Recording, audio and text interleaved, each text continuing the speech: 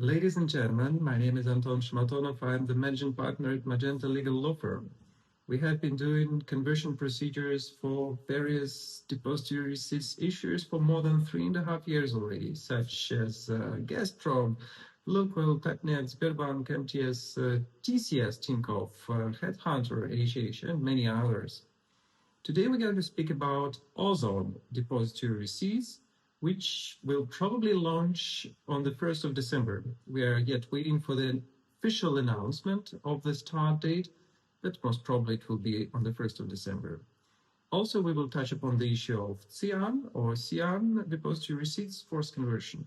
So without further ado, let's dive into the topic.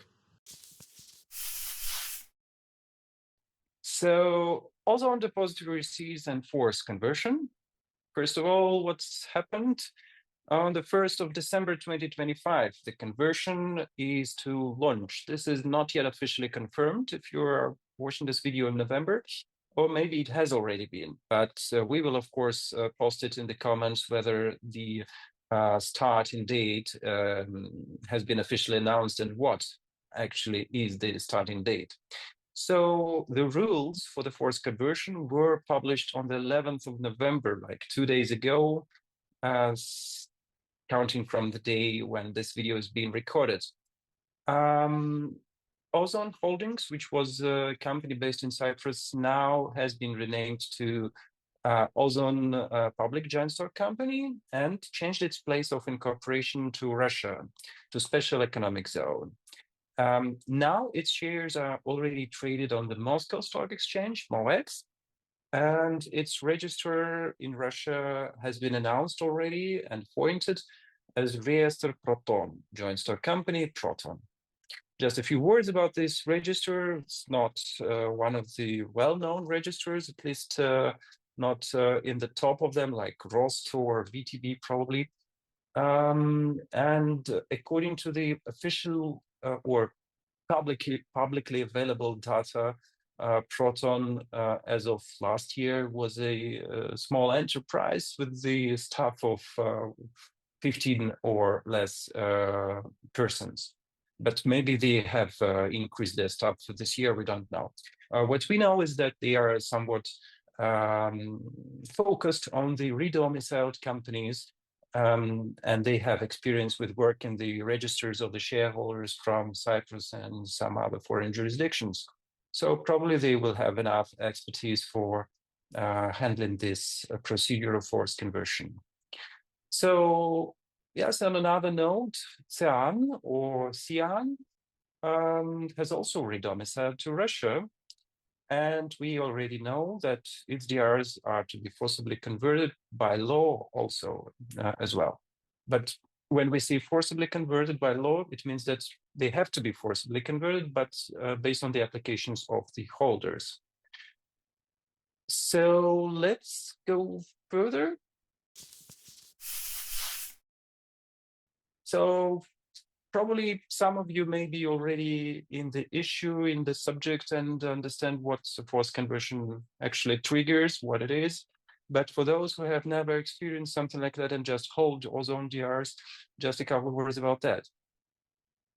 So it is mandatory under Russian law that after redomiciliation, the foreign depository receipts shall be converted into local shares. In case of Ozon, they are traded on MOEX, on Moscow Stock Exchange.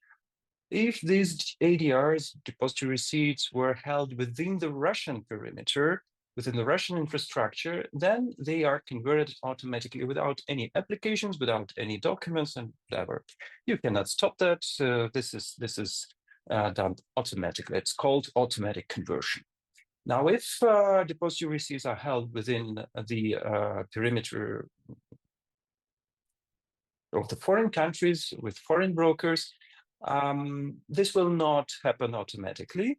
And to swap these ADRs into shares, into local shares of the newly established company, Ozon Public Joint Stock Company, the investors, the holders need to actively participate. They need to apply and send the documents, open the account with the Russian infrastructure, within the Russian infrastructure with the registrar Proton, to get their shares. Also, yeah, just for making it clear, just to make it clear, conversion ratio is 1:1, because sometimes the conversion ratio can be different. You maybe know, if you have seen our GDRs video on allocation of shares, there was a different conversion ratio. What is basically the forced conversion? This is a one-time mechanism which is introduced by the Russian law in response to sanctions and market disruption. So you cannot convert your DRs based on the standard contractual provisions, so-called voluntary conversion is not working, basically due to sanctions. So it has already been used, the forced conversion procedure has already been used for various DRs, and we have dealt with them within this 3.5 years, like Gazprom, Lukoil, MTS, Aeroflot, Tatneft, and so on. These are not redomiciled companies. These are the companies, the issuers which were located in Russia all the time, and forced conversion was used for that. But also there were some companies, and there are some companies which have been redomiciled, so they had their place of incorporation somewhere abroad, not in Russia, like Tinkoff, TCS Group, Headhunter, HH, Matidita, MD Group, a medical company. And in 2025, they got their depository receipts converted based on the forced conversion procedure as well. Quite successful procedures, we must say, and very reasonable approach from the registrars in these cases. We have seen, actually, in these particular cases, no denials were received, at least by us. So this procedure of forced conversion allows foreign investors with the stock ADRs to apply directly in Russia. As I said, you need to open an account within Russian infrastructure and to convert your ADRs into shares. No forced conversion procedure has ever been relaunched. So it was especially important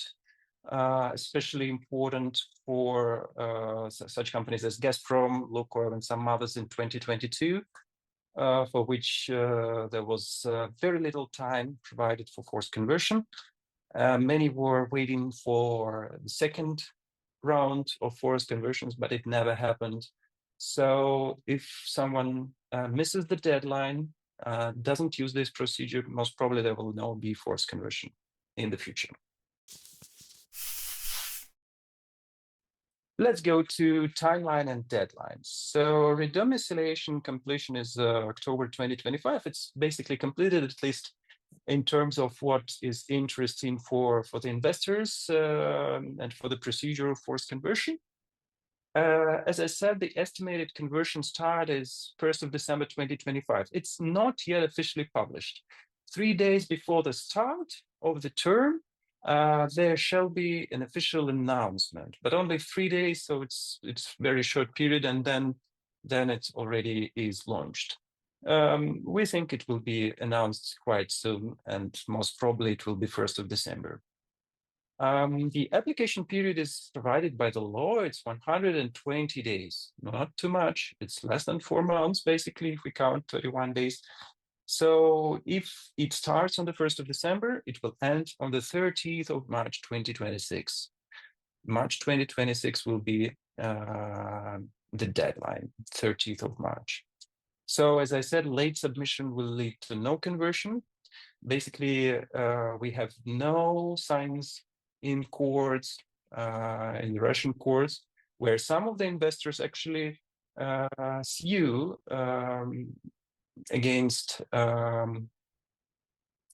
depositories or registrars in case when they get the denials, and sometimes they even win. But we have seen no signs that if someone misses the deadline for any reason whatsoever, this deadline can be somewhat reinstated. So most probably if someone is late, it will be impossible to get the shares. No conversion, no dividends. Indeed, you receive the dividends only after you get your shares locally here in Russia. You would be able to claim them 3 years prior to the date of the conversion, unless the company adopted a longer period of up to 5 years. Future of the non-converted depository receipts is unclear. Indeed, we don't know whether they can be sold by the brokers in the foreign infrastructure, at which price they can be sold.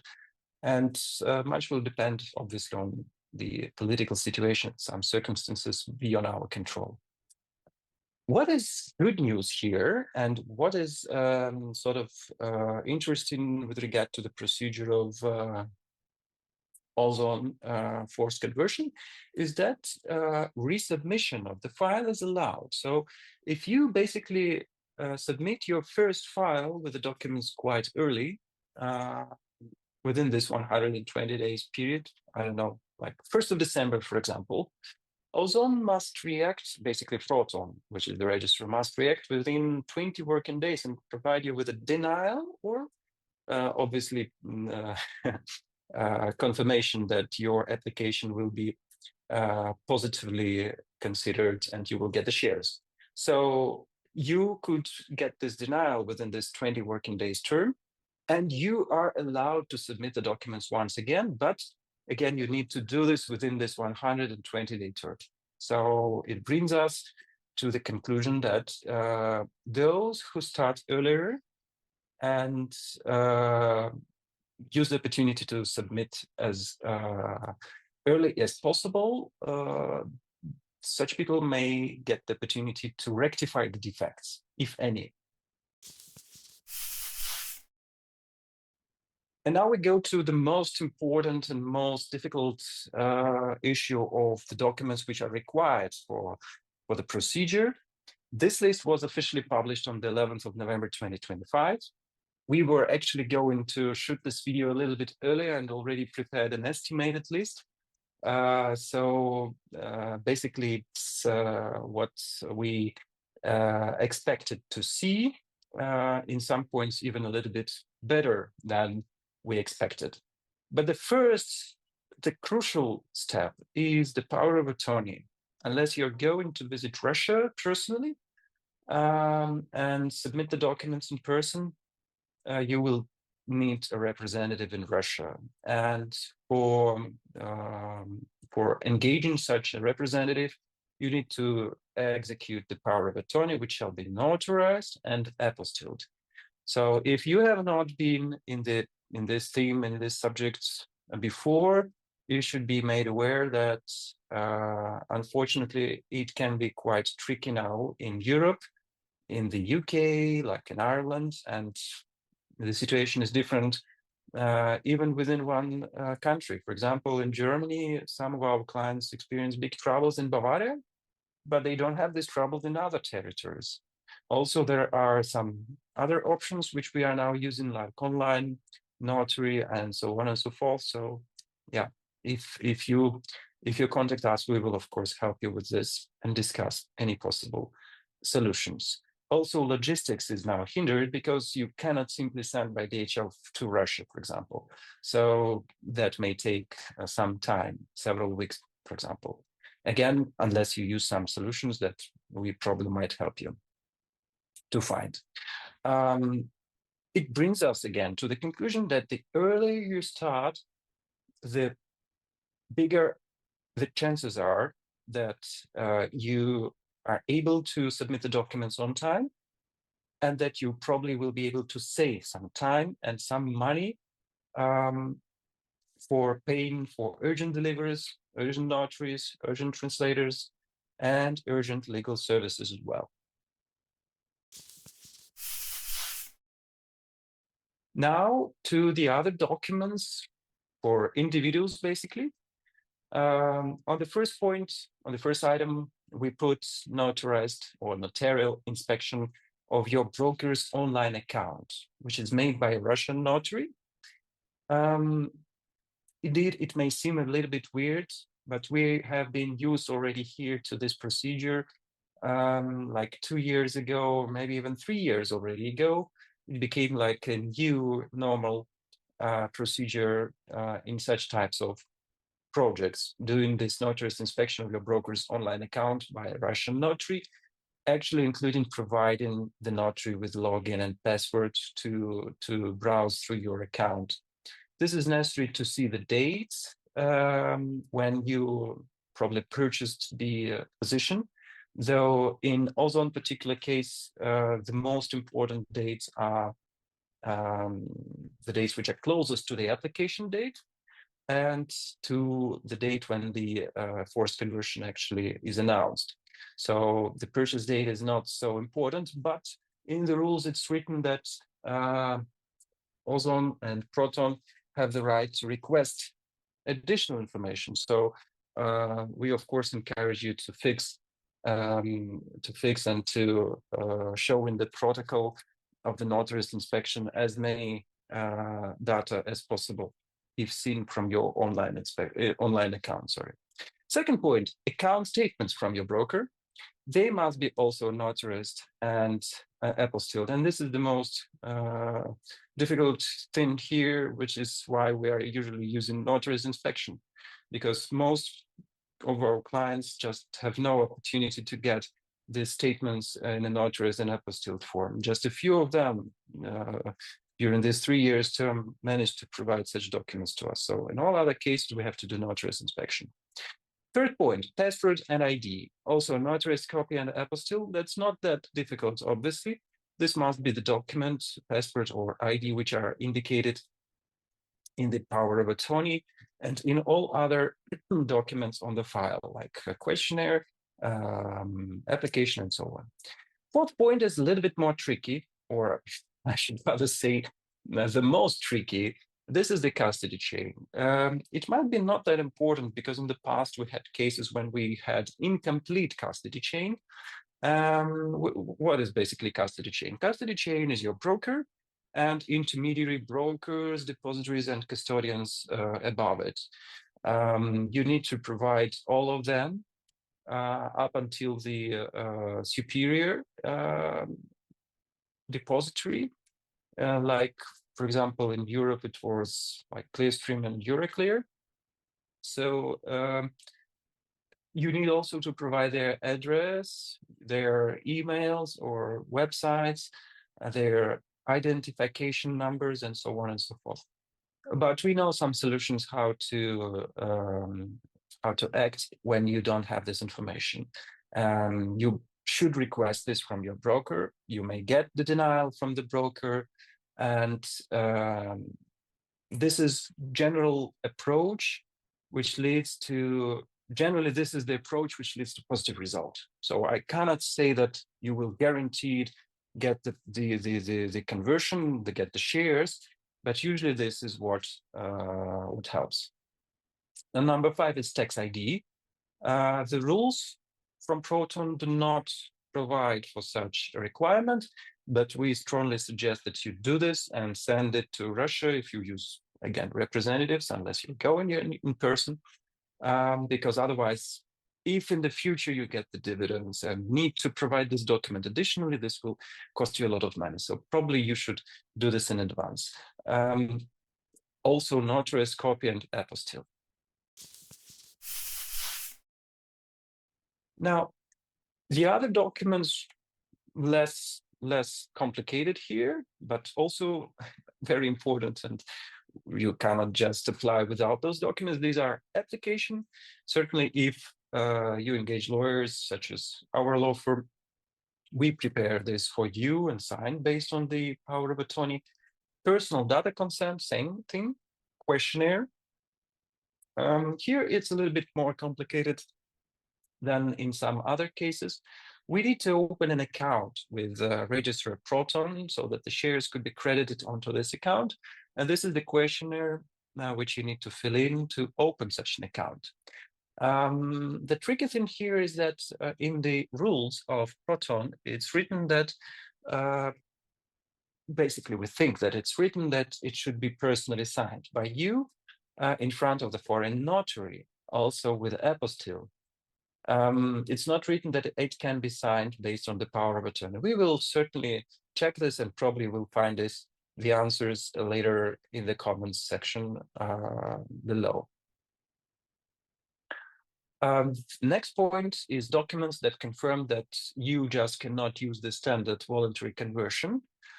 Again, we prepared it for you. Here, no requirements as to the form are provided by the rule of Proton. They are not. Don't need to be notarized and apostille, they can be just printouts.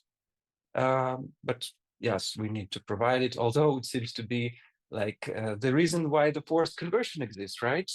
But nevertheless, this is how it works. We need to provide these documents. And finally, the registrar's fee payment confirmation. We're checking what fees will be with Proton, and hopefully we'll get this information very soon as well. Obviously, to prepare all these documents, if you engage a lawyer, such as our law firm, your assistance will still be required. There will be a lot of information that we will need from you. For legal entities, the documents would be even more complicated. We'll not focus now on the legal entities, but just be aware that if you have a legal entity and start preparing documents for forced conversion like a month before the deadline, that would be probably already too late. You need to start doing this right now as fast as possible. There would be like certificates of incorporation, articles of association, charter, beneficial ownership proof, and many other documents that need to be provided. Again, notarized, apostilled, originals, delivered to Russia with translation into Russia, being certified by a Russian notary. So it's a lot of work, a lot of papers, and it takes really a lot of time to process. So start it as fast as possible. What happens after the conversion? So if the conversion is successful, the shareholders' depository receipts are cancelled.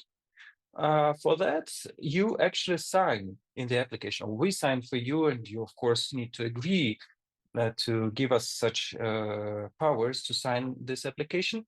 You agree that Proton will send a letter. It will not be even an email. It will be a registered correspondence paper document sent by letter, by post.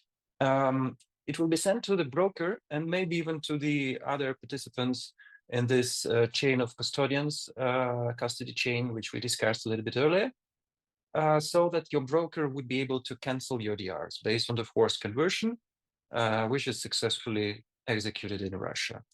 And then you get the ordinary shares of Ozon in the Russian register account with Proton. Again, these shares can be traded basically on MOEX, but this is a little bit separate story, yes. Not always, it's not easy for foreigners now to do this. Generally, it's not easy. But then we come up to investors, to the holders, which have the passports of so-called unfriendly jurisdictions, which are all countries of the European Union, UK, US, and many other countries, but not all of them, not all of them.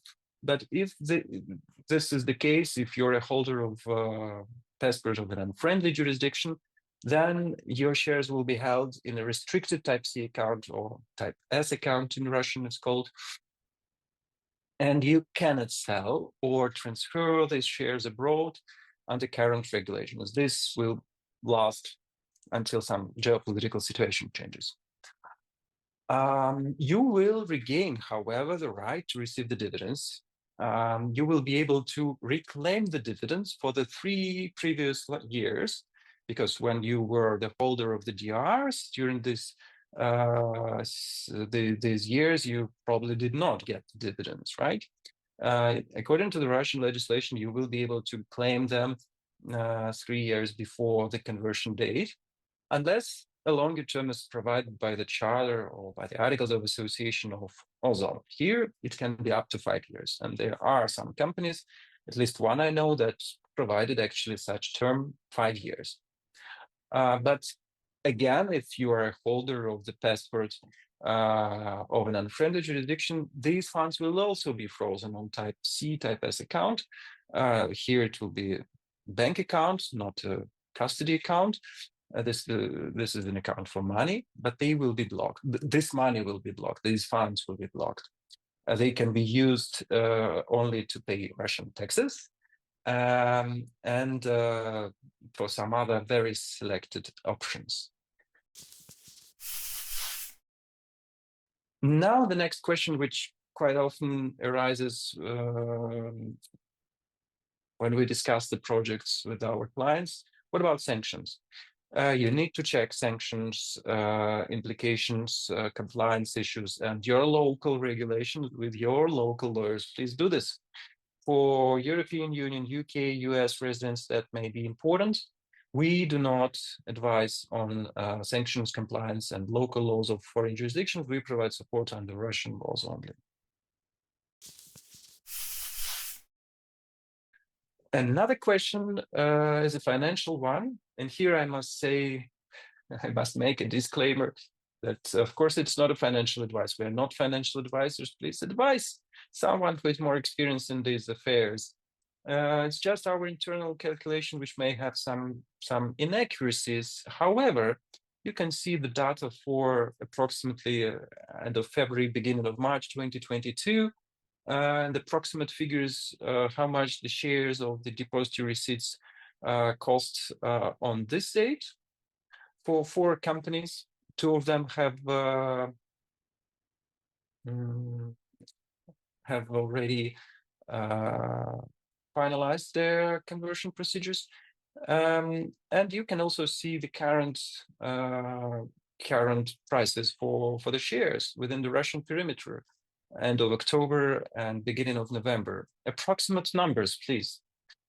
So for TCS Group, the incline was plus 746%. For MAGENTA MD Medical Group, 160%. Ozon is now traded plus 359%. Cian plus 130%.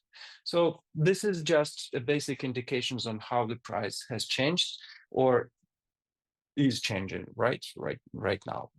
But again, please take the advice from financial advisors. And now regarding our company, regarding MAGENTA Legal. So we are now finalizing our project with Evraz allocation of shares. We have done in the past forced conversions of TCS, Headhunter, and many other companies which we have already mentioned earlier. We have 10 lawyers with international law and language expertise, supported by staff, including certified translator in our company. We have partner translation agencies, which have been working with such projects as the depository receipts conversion for like 3 years already. They know the specifics and how to do it fast and how to do it in the best possible way. Same with notaries, which work with online inspections of brokerage accounts. This is not done by every notary in Russia, and there can be even different prices for some reason. It's also important that some issuers and some registrars actually ask for specific wording in the protocols because you need to make checks that the site is not fake, that antivirus software is installed on your computer, and so on and so forth. And so not all notaries know how to do this. And we work with those who have successfully done this, and we have history of successful conversions with these protocols from such notaries and with the translation from such translators. We also have improved logistics and payments via our partners in Europe. If you cannot send money to Russia to pay the fees, both our fees or the fees of the registrars and whatever. And also, it's, as already been said, it's not easy to even send the documents to Russia. DHL is not working. And please do not send it by post. It can be lost, or it can take like 2 or 3 months to deliver. There are also sometimes problems with customs, which may suspend the delivery. Yes, we have more than 3 years of successful experience, but I have already told about that. We are now also members of the European Association for Holders of the Securities from CIS countries. And I hope we will contribute to their activity because they hold numerous events, webinars on various issues, and they also do some lobby on these issues. They have the good expertise, and we share this expertise, and I hope we will be able to help there as well. And we are also recognized in the legal rankings and capital markets as well. Not only there, but also in capital markets. Here you can see some figures, like sort of 2 months ago, prepared these figures. Now they are even better. We have a lot of successful conversions, and yes, we continue doing this even now. You may contact us through Telegram bot. We have a special dedicated webpage on depository receipts conversion where we post news and analytics on these issues. So obviously we have an account with YouTube and also some other resources as well. Thank you very much for your attention. I hope this was interesting and constructive for you. If you have any questions, please address us. And I wish you good luck in this very difficult procedure of forced conversion. Wish you will be able to get the shares successfully and probably claim the dividends and so on and so forth. Good luck. Take care very much. Goodbye.